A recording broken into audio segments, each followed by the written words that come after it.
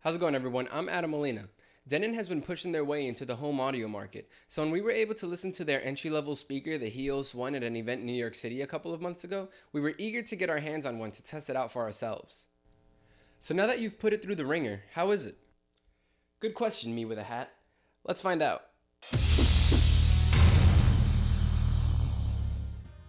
When you open the box, you'll get the HEOS one speaker, a 3.5mm aux cord, an Ethernet cable, power adapter, and the warranty and information booklet. That's pretty much it unless you splurged and got the Go Pack as well. In there you'll get more paperwork, the portable dock/battery, a Bluetooth USB adapter, and a rubber seal to put on the back ports of the speaker to protect against water. The build on the HEOS one is solid, so much so that I'm sure it could easily survive a drop or two.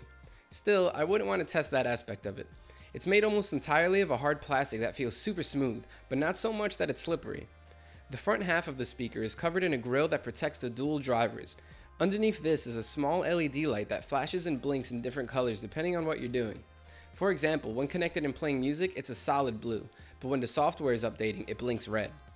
Up top are 3 buttons that allow you to control volume. You can raise it, lower it, or mute it entirely. The buttons are not squishy at all and are nice and tactile, just like we like them. On the back are all of the ports, including a reset button, DC in for the power supply, aux input, an Ethernet port, and a network connect button. Above that is the USB input for the Bluetooth adapter that comes with the Go Pack, if you got one. If you couldn't already tell, I love the design of the HEOS one. It's minimal and sleek, just how I like it. Initially, I thought that the speaker was oddly shaped, but the more time that I spent with it, the more I realized that it's just a very unique looking speaker. Whether that's a good or a bad thing depends on the person. Not everyone likes the same stuff that I do. That said, I can't think of too many places where it would look bad or out of place. The HEOS one is a wireless speaker, meaning that it needs to connect to your home internet in order to function properly. You can either physically plug in the included Ethernet cable or connect to your Wi-Fi network since it's rocking 802.11 on 2.4 and 5 GHz bands. This gives you a range of about 100 feet, and we didn't have any trouble controlling music playback within that range. You can also plug in a 3.5mm aux cord if you're using a non-wireless device, but that's it. If you connect via your home internet, you then have to control the speaker by using the free HEOS app. It's available on both Android and iOS and works easily enough.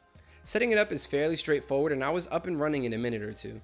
From here, there are 3 tabs that allow you to group multiple HEOS speakers together, pick how you want to play your music, be it local files or streaming services, or control playback.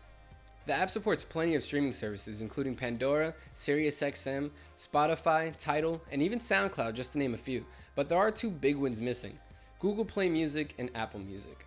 Denon says that the list of supported streaming services are constantly changing, so these could be added in a future update, but as of right now, if you want to use anything that's not supported, you have only one option: Bluetooth. This means that you have to purchase the Go Pack, since you get both the dock and the adapter that allow you to connect it via Bluetooth. Doing this will limit your range to about 30 feet, but it also gives you the option to leave the plug in the wall and take the speaker with you when you go out and about. Though this isn't exactly a speaker you'd want to take with you on a hike, I've definitely made use of this when going to a friend's house. It also lets you play whatever you want, whether that's Google Play Music, Apple Music, Netflix, or even any podcast that you listen to. Though Wi-Fi works flawlessly, we did have a fair amount of skipping and glitches while using Bluetooth. Not anything that ruins the experience, but enough of a nuisance that we felt it was worth mentioning. If you're only using this with your home internet and have no need for Bluetooth whatsoever, then battery life is a non-factor for you since it needs to be plugged in at all times anyway.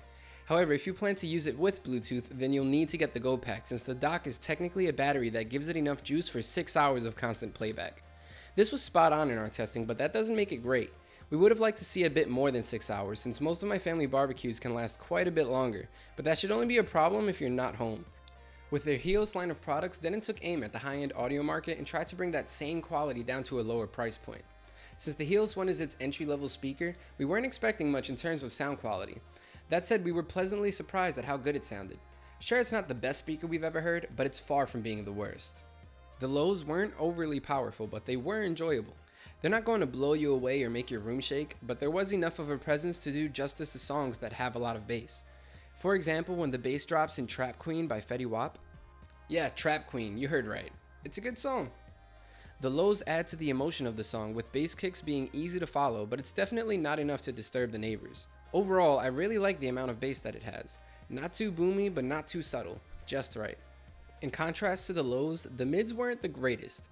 They seem to do very well with vocals and lyrics come through nice and clear, but background instruments tend to get a little clustered and muddy when listening to genres like rock and electronic. That's not to say that you can't single out individual instruments if you really listen in, but they're not too clear. Highs were nice and crisp, and even though they sometimes border on the cusp of harshness, the speaker does a nice job at rolling them off so it doesn't get to be too much. Hi-hats, cymbals, and synths all sounded good in Let It Happen by Tame Impala, and you only begin to feel some of the effects of distortion when volume is maxed out, and even then it's not too noticeable. In the end, the HEOS One is exactly what it claims to be, an entry-level speaker for your home audio setup. It does a lot of things well, and at $199, it's a damn good speaker that holds its own against others in the same price range like the Bose SoundLink Mini. Sure, it's not as portable as the SoundLink Mini, but for some that might not be a priority. Whether you're looking to mount these in your living room or just keep it on your desk like I did, this is a pretty good speaker that you might want to consider. We're giving the HEOS One by Denon an 8.4 out of 10.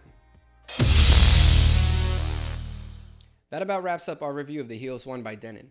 If you want to know more, check out the full written review over at SoundGuys.com. While you're here, give us a couple thumbs up and let us know that we're doing a good job. Also, subscribe to our YouTube channel if you haven't already. I'm not sure why you wouldn't. And sign up for our monthly newsletter where every month we announce the winner of some cool audio product that we're giving away. Links to all three of those in the description. I'm Adam Molina.